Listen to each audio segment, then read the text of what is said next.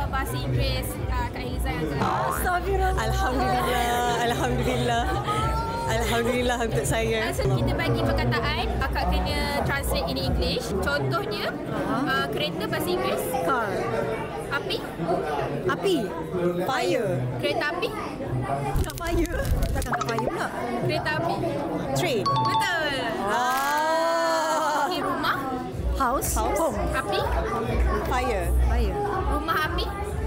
Fire. Tiba-tiba lupa je. Takkan fire Api rumah di laut tu. This girl is on fire.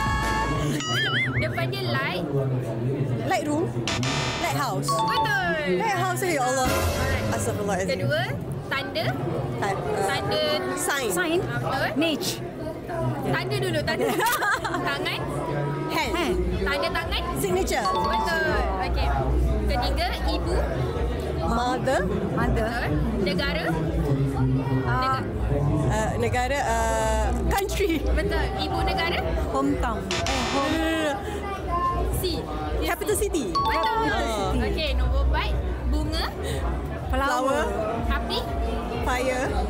Api. Bunga api. Fireworks. Betul. Okey, last kali. Baju. Clothes.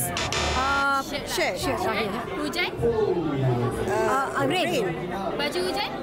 Raincoat. Betul. Oh, alhamdulillah. Nampak muka Kak just stress.